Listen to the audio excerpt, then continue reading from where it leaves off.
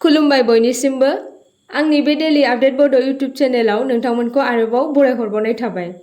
दिनै आं नोंथांमोननि गेजेराव मोननैसो सानसेयारि खौरां लानानै फैदों। आं आसा खालामो नोंथांमोना भिडिअखौ जोबजासिम नायलांगोन आरो लोगोसे चेनेलखौ साबस्क्राइब खालामनानै लागोन। दिनैनि गिबिसिन खौराङाव दङ गं 1886 हा गैजायै नखरनो हानि फोरमान बिलाइ रानना होदों। मैया प्रमद बर'नि दैदेननाय बिटिआर सोरखारा चिरां जिल्लानि काजलगावआव हा गैजायै गं 1886 नखरनो हानि फोरमान बिलाइ रानना होदों। बिटिआरनि गाहाय मावफुं सोद्रोमा रनजित बसुमतारिया हानि जेंनाफोरखौ लाना माखासे गोनां खोथाफोर बुंदों।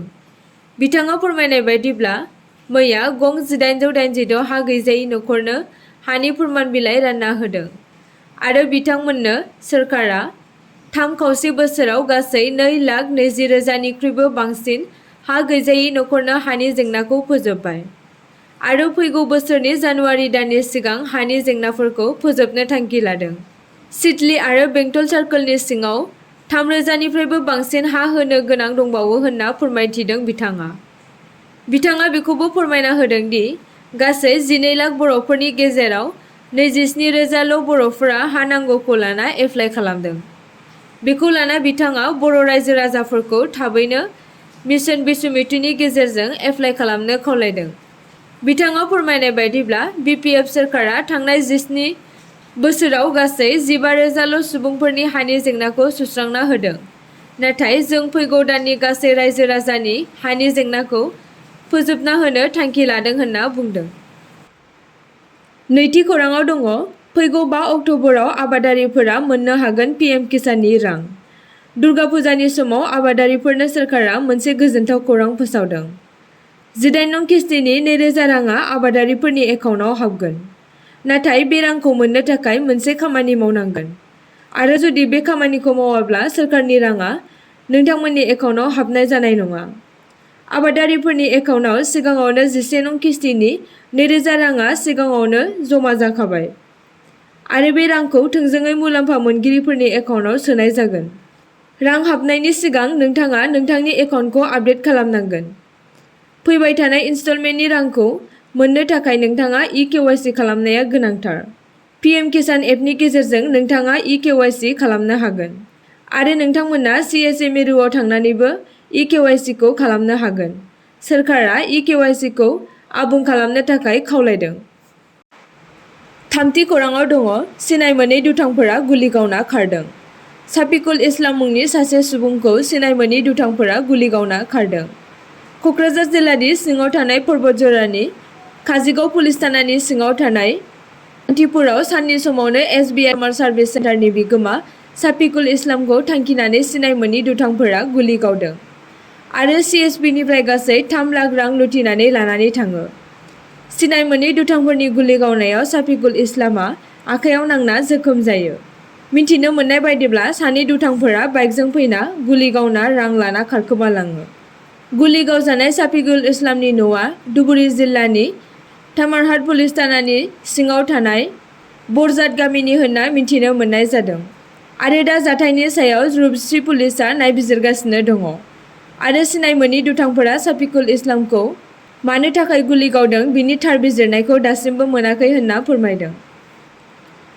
ब्रैथि खौराङाव दङ बड'लेण्ड खुंथाय गोहोनि सायाव आसाम सोरखारनि पन्चायत आरो गामि जौगाखां बिफाना थोंजों आखाइ होनानै गोदानै जौगाखां खोन्दो दाफामनो नागिरनायनि सायाव आसाम आयेन आफादनि बुंथिगिरि मुस्रि बिस्वजित दैमारिया फोरमायथि होदों। बिथाङा बुंदों दि आथिखालाव आसाम सोरखारा आसामनि गासै जिल्लायावनो गोदानै आयेन आफाद बियाब दाफिननायनि उनाव मोनफ्रोमबो जिल्लायाव गोदानै जौगाखां खोन्दो दाफामनायनि हाबाफारिया सोलिगासिनो दङ।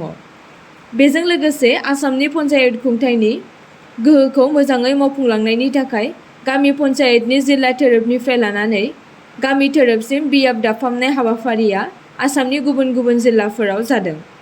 बे समावनो आसाम सोरखारनि पन्चायत आरो गामि जौगाखां बिफाना थोंजोङै बड'लेण्ड जिल्लाफोरावबो जौगाखां खोन्दोफोरखौ फिन दाफिननायनि थाखाय बड'लेण्डनि जिल्ला बेंगिरिफोरनो लाइजाम हरदों।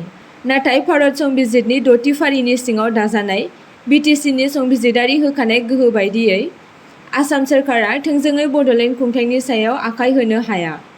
संबिजिरारि गोहो बायदियै बड'लेण्ड खुंथाया गावनो बे जौगाखां खोन्दो दाफिननाय बायदि हाबाखौ मावफुंना लानो हायो, जेराव भारत संबिजिरनि 6थि फारिनि गोहो बायदियै बड'लेण्ड खुंथायनो आसामनिफ्राय हरखानाय बिफाननि सायाव आलादा एडमिनिस्ट्रेटिभ, एक्जिकिउटिभ आरो लेजिस्लेटिभ गोहो। बिथाङा बे बाथ्राखौ सिगाङावनो मानगोनां बिटिआरनि लेङाइ गाहाय मावफुं सोद्रोमा आरो आसाम आयेन आफादनि सोद्रोमा मुश्री गबिन्द चन्द्र बसुमतारी बिथांखौबो नोजोर होनो खावलायदोंमोन होनना, जिहेतु बिथाङा बड'लेण्डनि पन्चायत आरो गामि जौगाखां बिफानखौ नायो। आं बड'लेण्ड खुंथायजों आसाम सोरखारनि मख'नाय बिफानजों बाथ्राखौ मा सावरायलायखो बेखौ उनाव जेबो मिन्थियाखिसै, नाथाय आं बावैसो अदालगुरि जिल्ला बेंगिरिनिफ्राय आसाम सोरखारनि पन्चायत आरो गामि जौगाखां बिफाननि सिङाव जौगाखां खोन्दो दाफिननायनि सायाव जथुम लेंनाय सोमोन्दै लाइजाम मोननानै बागदावखांदों। मानोना जोंनि बड'लेण्ड खुंथायनि गोहोआ गुबुन गुबुन आसामनि थाखानाय गावखुंथाय गौथुमनिख्रुइ संबिजिरारि महरै आलादा, जायखौ सम सम बिबानारि बिबानगिरिफोरा दिमा हासाव एबा कार्बि आंलं गावखुंथाय गौथुमफोर बायदि एखे साननानै खामानि मावनो नाजानायखौ नुनो मोनो। बिनि थाखाय बिथाङा आसामनि मानगोनां गिबि मन्त्रि डक्टर हिमन्त बिश्व शर्मा बिथांजों लोगोसे बिफानारि मन्त्रि आरो बिफानारि गाहायनो बाथ्राखौ लाइजामनि गेजेरजों फोरमायहरदों। बिथाङा मिजिंथिदों दि बाथ्राखौ मानगोनां गिबि मन्त्रि बिथाङा जोबोर गनायथि होना एबा गोनांथि होनना गनायगोन आरो बेखौनो हास्थायो बड'लेण्ड खुंथायनि गोहोआ संबिजिराव होखानाय बायदियै सोलिलांबाय थाथों। 5थि खौराङाव दङ निजुत मयना स्किमखौ 6 अक्ट'बरनिफ्राय जागायगोन। आसामनि गिबि मन्त्रि डक्टर हिमन्त बिश्व शर्माया मैया गावनि ससियेल मिडियानि गेजेरजों फोसावदों दि निजुत मयना बिथांखिनि रांखौ 6 अक्ट'बराव गासै रायजोआव बिनि मुलाम्फा मोनग्राफोरनो राननाय जागोन। मख'जाथाव दि निजुत मयना स्किमखौ आगस्तनि दानाव जागायजेननाय जादोंमोन। बे बिथांखिया रायजोआव 10 लाखनिबो बांसिन हिनजावसा फरायसाफोरखौ गोजौ सोलोंथाइ लानायाव मुलाम्फा होनाय। बे बिथांखिनि सिङाव सोरखारा थाखो 11 निफ्राय पस्ट ग्रेजुएट एबा मास्टार डिग्रीनि गासैबो हिनजावसा फरायसाफोरनो मोनफ्रोम दानावनो दानारि रां होनाय जागोन। थाखो 11 आरो 12 नि हिनजावसा फरायसाफोरा दानफ्रोमबो 1000 रां, डिग्री फरायसाफोरनो 1250 रां आरो पस्ट ग्रेजुएट फरायसाफोरनो 2500 रां होगोन। बे दानाव साफ्रोमबो हिनजावसा फरायसाफोरनो मोनसे ड्राफ्ट होगोन। फैगौ दान नबेम्बरनिफ्राय बे बिथांखिनि मुलाम्फानि थाखाय आरजाथाव साफ्रोम फरायसाफोरनो डिबिटिनि गेजेरजों बे रांखौ होनाय जागोन। बिनि अनगायैबो गिबि मन्थ्रिया फोरमायो दि सोलोंथाइ बिफानजों हिनजावसा फरायसाफोरखौ सेल्फ फाइनान्स फरायफारियाव सोफादेरनायनि सायाव सावरायनाय सोलिगासिनो दङ।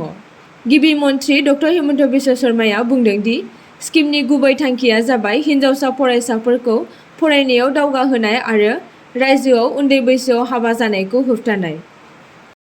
6थि खौराङाव दङ अरुणाचल पुलिसआ चालां जिल्लानि गौतमपुर दियुनाव थानाय सोरखारि गेजेर फरायसालिनि गाहाय फोरोंगिरिखौ हमदों।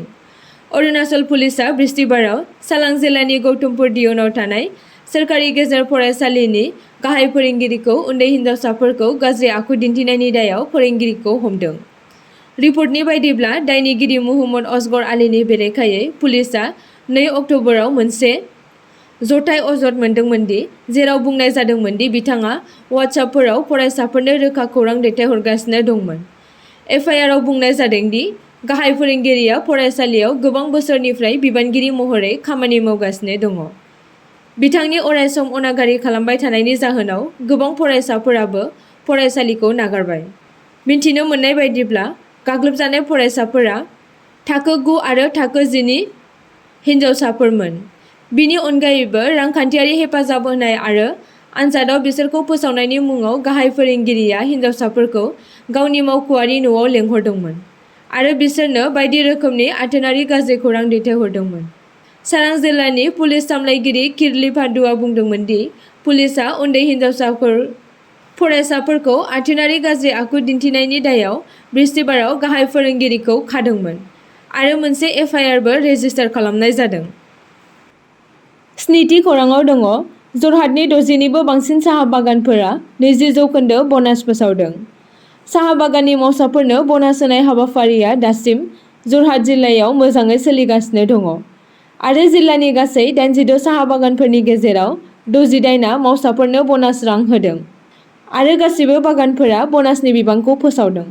एसिस्टेन्ट लेबार कमिशनार जरहाट रपालि पेगुआ फोरमायनाय बायदिब्ला 60नि बांसिन बागानफोरा 20% ब'नास फोसावदों आरो बांसिन बागानफोरा मोननै किस्तियाव बोखावनानै रां होदोंमोन। मोनसेया दुर्गा फुजानि सिगां आरो नैथिया माग बिहु एबा हलिनि सिगां।